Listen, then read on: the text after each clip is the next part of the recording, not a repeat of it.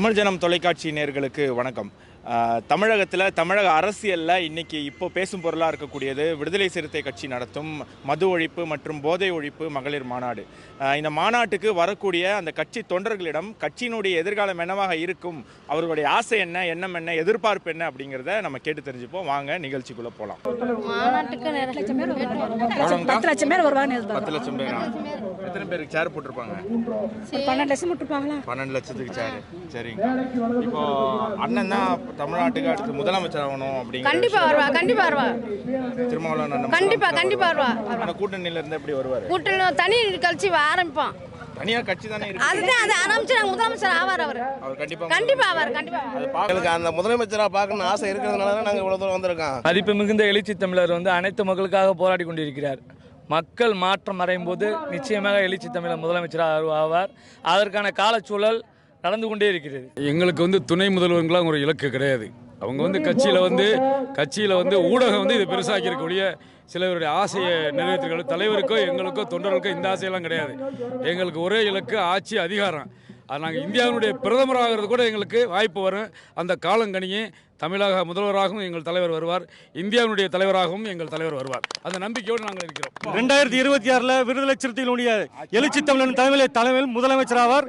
தமிழ்நாடு எங்கள் விடுதலை சிறுத்தை கையில் ஆள்வோம். 2026 அதிமுகவை திமுக தவிர, காங்கிரஸ் தவிர, பிஜேபி தவிர மாற்று கட்சி அனைத்தும் ஒன்று சேர்ந்தால் நாளைக்கு 2026ஆம் ஆண்டு தமிழ்நாட்டு முதலமைச்சர் திருமாவளவன் அவர்கள் தான். அவர் முதலமைச்சர், அவர் தகுதி, முழு தகுதி எல்லாமே இருக்குது. அரசியலுக்கு 35 வருஷம் இருக்கிறாரு. ஏன் முதலமைச்சர் ஏன் ஆகக்கூடாது? அவருக்கு என்ன தகுதி இல்லை? அவருக்கு எல்லாமே இருக்குது. தமிழ்நாடு அரசு மட்டும் இல்லை சார், இந்திய ஒன்றிய அரசுக்கே சேர்த்து தான் தலைவர் இந்த மது மற்றும் போதை ஒழிப்பு மாநாடை பற்றி விழிப்புணர்வு செய்கிறாரு. இது தலைவர் முதல் முறையாக செய்யலை. இந்திய அரசியலமைப்பு சட்டம் 47 பதிவாக இருக்கிறது தான் திரும்பி தலைவர் வலியுறுத்துகிறாரு. அது இல்லாமல் இளைஞர்களும் மாணவர்களுடைய எதிர்காலத்தை முக்கியமாக கருத்தில் கொண்டு இந்த விழிப்புணர்வு பிரச்சாரத்தை தலைவர் செய்கிறாரு. எங்கள் அண்ணன் திருமா அவர்கள் கண்டிப்பாக வருவார். என்ன நாங்கள் வருவார், நாங்கள் நம்பிக்கையோடு இருக்கிறோம், எதிர்பார்க்குறோம். முதல்வராக வருவார். எங்கள் தலைவர் முதல்வர் ஆவதற்கு முழு தகுதி படைத்தவர். அறிவார்ந்தவர்கள் மெச்சக்கூடிய வகையில் அறிவார்ந்தவர்கள் விரும்பக்கூடிய தலைவராக இருக்கிறாங்க. ஒடுக்கப்பட்ட சமூகம் மட்டுமல்ல, ஒட்டுமொத்த தமிழர்கள் அதிலையும் சிந்திக்கக்கூடியவர்கள்.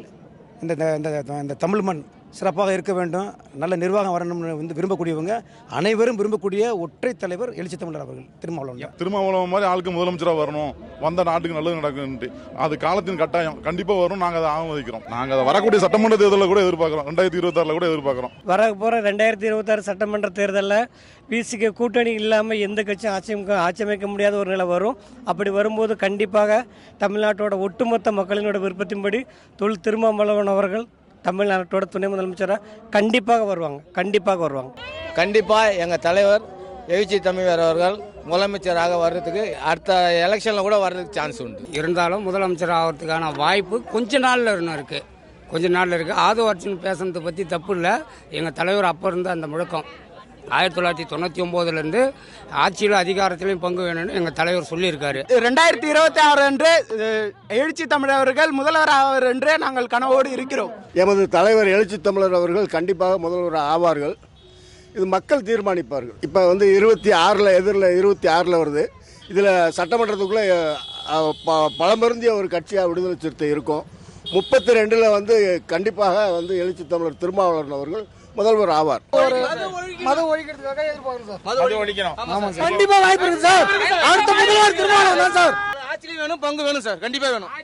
ஆட்சியிலும் பங்கு, அதிகாரத்திலும் பங்கு வேணும் எங்களுக்கு. நம்ம தலைவருக்காக வரோம். என்ன மாநாடு?